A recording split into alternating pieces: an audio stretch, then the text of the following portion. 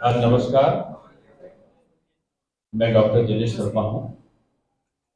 मैं राष्ट्रीय उपाध्यक्ष था भारतीय जनता पार्टी का, गुजरात का प्रभारी, सदस्यता अभियान का इंचार्ज, 2 बार मेयर रहा लखनऊ का, और 5 विभाग मेरे पास थे। उप मुख्यमंत्री, डिप्टी सीएम यूपी का 5 साल रहा, और वर्तमान में पूरे देश के लोकसभा चुनाव का विस्तारक योजना का कन्वीनर हूँ और महाराष्ट्र के चुनाव का प्रभारी हूँ।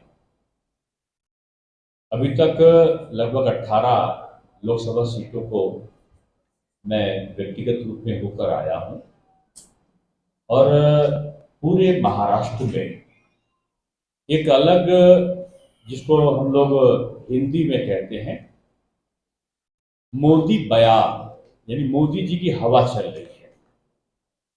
और ये जो मोदी मैजिक है, ये जनता पर और नेताओं दोनों पर इसका व्यापक असर है। ये पहला ऐसा चुनाव है जिसको पॉलिटिकल पार्टी नहीं, पब्लिक लड़ रही है, जनता लड़ रही है। और एक तरीके से मैं अभी विदर्भ क्षेत्र गया था, 5 सीटें उसकी प्रथम चरण में हैं, और मैं पूरी प्रसन्नता के साथ कह सकता हूं कि प्रथम चरण की 5 सीटों का जो मार्जिन होगा जीत का, वो कई कई लाख में होगा। वन साइडेड इलेक्शन बीजेपी के पक्ष में, और यही वातावरण पूरे महाराष्ट्र में है। महायुति, अजीत पवार दादा, शिंदे साहब की शिवसेना, अठावले जी की आरपीआई और भारतीय जनता पार्टी, और उनके और जो छोटे दल हैं, सब एक समन्वित भाव में अच्छे कोऑर्डिनेशन के साथ में काम कर रहे हैं। महाअघाड़ी बिखरा हुआ है, वो बीजेपी के एनडीए से मुकाबला नहीं कर रहा है। कांग्रेस उद्धव जी का मुकाबला कर रही है और उद्धव जी शरद पवार जी का मुकाबला कर रहे हैं। और सबसे अच्छी बात मुझे महाराष्ट्र में जो दिखाई पड़ी है कि अभी तक शिवसेना के और शरद पवार जी के लोग, उनके नेता, सांसद और विधायक एनडीए में आए थे। और जो सबसे आश्चर्यजनक चीज यहां पर दिखाई पड़ी है कि उनके विधायक और सांसद के अलावा बड़ी तेजी के साथ में उनके जो वार्ड अध्यक्ष, बूथ अध्यक्ष, मंडल अध्यक्ष, उनके स्थानीय नेता बड़ी तेजी के साथ में बीजेपी में आए हैं।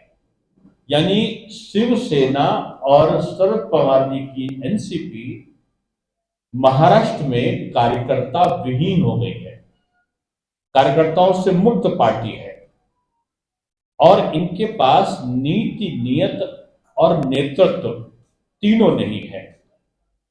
एनडीए के पास नेतृत्व मोदी जी का है, नीति उन्होंने अपने संकल्प पत्र बीजेपी का स्पष्ट है कि मोदी की गारंटी, मोदी जी के कहे गए बातों को पूरा करने की गारंटी भी मोदी है। और जो उनका नियत है वो स्पष्ट है कि अगर आतंकवादी ने घुसपैठ की तो पाकिस्तान में घुसकर मारेंगे। नीति, नियत और नेतृत्व। नीति है राष्ट्रवादी बीजेपी की, शिवसेना और पवार जी की है परिवारवादी, कांग्रेस की है परिवारवादी। ये अपने परिवार के लिए चिंतित पार्टियां हैं। बीजेपी का परिवार, मोदी परिवार, उसकी आम जनता है।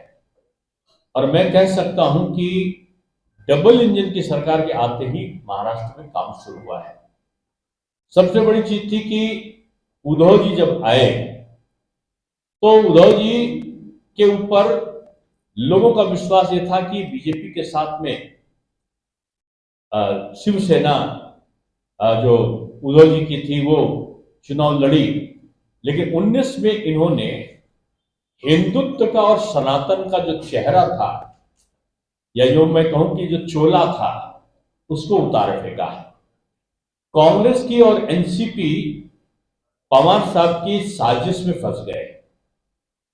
और एक समय तो यह भी आया कि श्री राम लला का मंदिर का शिलान्यास हो रहा था, पूरा देश जश्न मना रहा था, और महाराष्ट्र में उत्सव मनाने के लिए जो लोग गए उन पर लाठीचार्ज हुआ, उनको जेल भेजा गया। यहां तक हनुमान चालीसा पढ़ने वाले जो हनुमान भक्त थे उनको जेल भेज दिया गया। सामान्य लोगों को नहीं, सांसद तक को जेल भेज दिया, नवनीत राणा को भी जेल भेजा। और अगर किसी ने विरोध किया तो कंगना रनावत ऐसे लोगों का मकान गिरा दिया। खासकर ऐसे सोशल एक्टिविस्ट ने जरा से ट्वीट कर दिया तो उसको जेल भेज दिया गया। पालघर में साधुओं को पीट पीट कर मार दिया गया। ये एक ऐसा दृश्य था कि जिसने उद्धव जी के जो मुख्यमंत्री बनने का जो उनकी हिलोरे ले रही थी इच्छाएं, उनको उसने दिखा दिया। और आज उद्धव जी लड़ रहे हैं पवार जी के लोगों से और पवार जी लड़ रहे हैं कांग्रेस से, और ये तीनों मिलकर एक दूसरे को समाप्त करने का संकल्प लेकर आगे चल रहे हैं। बीजेपी पूरक बन के चली है। हमारा कैडर में इसका कार्यकर्ता जहां पर भाजपा है वहां तो लगा है, और मुझे खुशी है कि शिवसेना और अजीत पवार जी के कार्यकर्ता भी बड़ी तेजी से हमारे साथ लगे हैं। हम उनके नामांकन में जाते हैं, वो हमारे नामांकन में जाते हैं, वो हमारी संचालन समिति में आते हैं, हम उनकी संचालन समिति में जाते हैं। एक रस भाव से हम काम कर रहे हैं। लेकिन पवार साहब और शिवसेना और कांग्रेस, ये वही लोग हैं। मैं खासतौर से कांग्रेस को कहूंगा कि उद्धव जी एक तरीके से अम्बेडकर, जहां राम विरोधी आचरण उन्होंने किया कि रामलला के अभी तक फूल चढ़ाने नहीं गए, लेकिन बाकी जगह वो जरूर उन्होंने फूल चढ़ाने का काम किया। जो दूसरे उनके दल थे कांग्रेस, उन्होंने बाबा साहब को दो बार चुनाव हराया। एक बार उपचुनाव में हराया, एक बार लोकसभा में पहले हराया। यानी बाबा साहब को नुकसान पहुंचाने वाले विचार वाले लोग एक तरफ हैं कांग्रेस के नेतृत्व में, जिनका सहयोगी उद्धव जी है। रामलला को नकारने वाले, रामलला का अस्तित्व नहीं है, राम सेतु बंद रामेश्वर नहीं, इसका सुप्रीम कोर्ट में एफिडेविट देने वाले कांग्रेस के लोग आज उद्धव जी के साथी हैं। ये राम विरोधी भी हैं, ये अंबेडकर विरोधी भी हैं, ये परिवारवादी हैं, और बीजेपी राष्ट्रवादी है, और राम भक्त भी है और अंबेडकर भक्त भी है, कि उसने पंचतीर्थ मोदी जी ने बनवाया है। जहां जहां अंबेडकर जी की पहचान का चिन्ह थे, पंचतीर्थ के रूप में अंबेडकर जी को प्रतिस्थापित करने वाली बीजेपी है, और अंबेडकर जी को चुनाव हराने वाली, उनका अपमान करने वाली कांग्रेस है। और कांग्रेस के साथ ही ये एनसीपी और शिवसेना मिलकर मैं समझता हूं कि आज अस्तित्व विहीन होंगे। आखिर में मैं कहूंगा कि इस बार के लोकसभा चुनाव के बाद आज पुणे में मैं कहकर जा रहा हूं कि लोकसभा में 4 जून को जब परिणाम आएंगे तो लोकसभा में नेता प्रतिपक्ष की कुर्सी खाली होगी। और उसका कारण यह होगा, ये इतनी भी सीट नहीं जीत पाएंगे तीनों चारों मिलके। ये सपा, बसपा, माकपा, भाकपा, कांग्रेस, एनसीपी, शिवसेना, उद्धव, ये सब मिल जाएंगे। उसके बावजूद नेता प्रतिपक्ष की अंक को ये नहीं संभाल पाएंगे। और मैं यही कह सकता हूं कि मैं तो वीर शिवा के द्वार आया हूं, और मैं अभी मेरे कार्यकर्ताओं से कहा भी कि जो हम लोग आए हैं वीर शिवा के पहुंचे द्वार, चारों ओर मोदी ललकार, कमल खिलेगा सबके द्वार, विपक्ष में मची है हाहाकार, फिर बनेगी मोदी सरकार। यहां की जनता के बारे में मैंने कहा है कि कसकर मारी है हुंकार, बारंबार मोदी सरकार, अब की बार 400 पार। यही संदेश देकर मैं आपके प्रश्न में आया।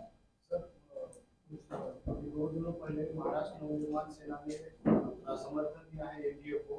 इस बात मैं उसको कहूंगा कि साधुवाद है आदरणीय राज ठाकरे जी को। मैं आपके माध्यम से धन्यवाद भी दे रहा हूं, उनको मैं मिलकर भी धन्यवाद दूंगा। और उन्होंने मोदी जी पर जो विश्वास व्यक्त किया है कि हम मोदी के लिए, इस देश की मोदी को जरूरत है, और उनके लिए उन्होंने बड़ा आह्वान किया है। और उन्होंने शीघ्र अपने सारे कार्यकर्ताओं को निर्देशित भी किया संजय लगने से। मैं कहूंगा इस सोने में सुहागा है। और देखिए अंतर कितना है। बाला साहब की नीतियों पे कौन चल रहा है? तो बाला साहब किसको जाते थे? सनातन की रक्षा मोदी जी कर रहे हैं। आज चाहे वो काशी विश्वनाथ का कॉरिडोर बना हो, चाहे आज बद्रीनाथ केदारनाथ का हो, चाहे अयोध्या धाम का निर्माण हो, चाहे मथुरा का विकास हो, ये मोदी जी कर रहे हैं। और हिंदुत्व का मतलब किसी अन्य धर्म को अनादर करना नहीं है। सबका साथ, सबका विकास, सबके लिए प्रयास, ये भी मोदी जी कर रहे हैं। इसलिए राज ठाकरे साहब ने जो उनकी नीतियों को, मोदी जी को जो के प्रति अपनी सद्भावना करी है, मैं महाराष्ट्र का प्रभावी होने के नाते मैं राज साहब ठाकरे जी को और उनके कार्यकर्ताओं को, मनसे के कार्यकर्ताओं को अपने मन से धन्यवाद देता हूँ। उन्होंने जो समर्थन दिया है उसके बाद कांग्रेस और विपक्ष जो है वो लगातार हमले कर रहे हैं, क्योंकि राज ठाकरे का जो स्टैंड था उसके बाद नहीं भूत क्या था नहीं। देखिए इस समय उनका स्टैंड देखिए, वो समग्र हिंदुत्व के लिए काम कर रहे हैं और सबके लिए काम कर रहे हैं। उनके वहां तो खुद उत्तर भारतीय यूनिट भी बन गई है मनसे में। तो ऐसा कुछ नहीं, उनके 4 साल से आपने देखा होगा उन्होंने समग्र जो बाला साहब का नीति था पूरे हिंदुत्व और सनातन के लिए काम करने का, तो वो सनातन और हिंदुत्व के लिए काम कर रहे हैं। और जब बीजेपी और मोदी जी हैं तो वहां सभी जाति, सभी धर्म, सभी क्षेत्र, सभी संप्रदायों के लिए समानता का भाव, ये हमारी नीति और नियत दोनों में है। वो जो अयोध्या जाने की कोशिश कर रहे थे, तो मैंने कहा ना, आप वो भूत को भूलिए, अब आप अच्छे भविष्य को देखिए। धन्यवाद आप सबका। कोई पूछना है? पुणे में बारामती की जो सीट है उसमें काफी नजर है सभी की, उसको आप कैसे देखेंगे और कितने एफर्ट्स आपके होंगे ताकि? मैं बारामती भी जा रहा हूँ और आज से बारामती भाजपा के कार्यकर्ताओं का जो सहयोग है और एनसीपी अजीत दादा का जो प्रभाव है और शिवसेना की जो संगत है शिंदे साहब की, ये मिलकर एक ऐसी शक्ति बन गया है कि मैं समझता हूं कि बारामती में अब तक की सबसे बड़ी जीत जो महायुति की प्रत्याशी है उनको मिलेगी। सर जिस वक्त हम ये बात कर रहे हैं उस वक्त मीसा भारती का एक बयान खबर आई है, कह रही है कि अगर इंडिया अलायंस को चांस मिलता है, मौका मिलता है, तो वो प्रधानमंत्री समेत के बीजेपी नेताओं को जेल भेज देंगे। ना नौमन तेल हुई है, ना राधा नची है। ये हमारे उत्तर प्रदेश में कहावत है कि नौमन तेल नहीं होगा। जब नहीं होगा तो कोई आचरण नहीं। ये सपना है, ये सपना कभी पूरा नहीं होगा, न मीसा भारती जी का, न मीसा भारती जी के पूज्य पिताश्री का, और न ही पिताश्री के पुत्र तेजस्वी जी का। अब उनको उनके हाथ से बिहार भी जा रहा है। और मैं कह सकता हूं कि बिहार का भी स्थिति ये है कि नीतीश जी के साथ जो बीजेपी लगी है, और उसमें आज जानते हो क्या नारा लग रहा है वहां पे?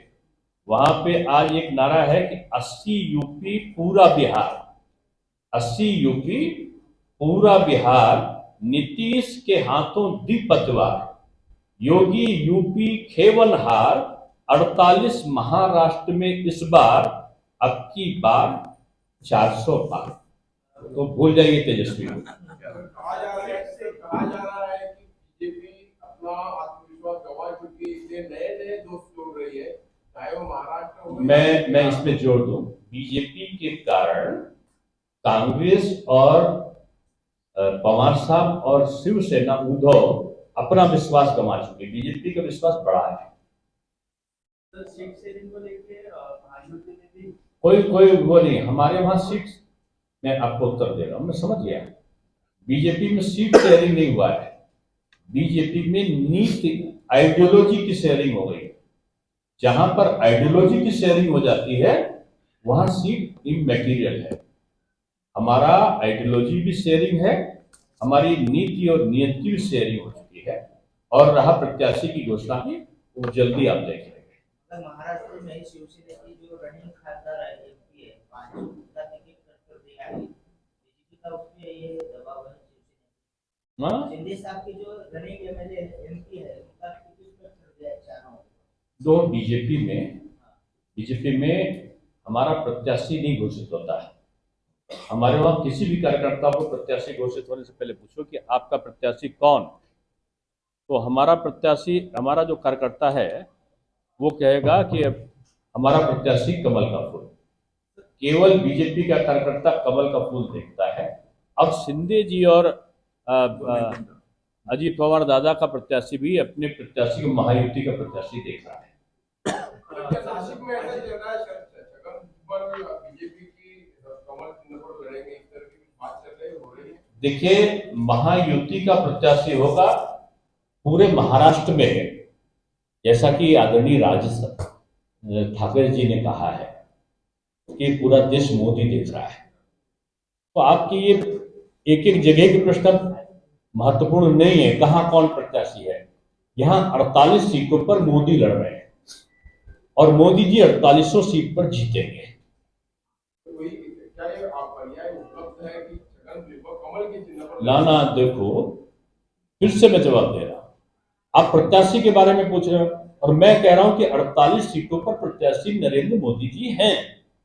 अब कौन आ रहा, कहां आ रहा, ये महत्वपूर्ण जनता देख ही नहीं रही। जनता तो केवल महायुति का चुनाव चिन्ह देख रही है कि जो मोदी के साथ है, जो राम को लाए हैं, हम उनको लाएंगे। सर, इसका मतलब ऐसे भी होता है कि एकनाथ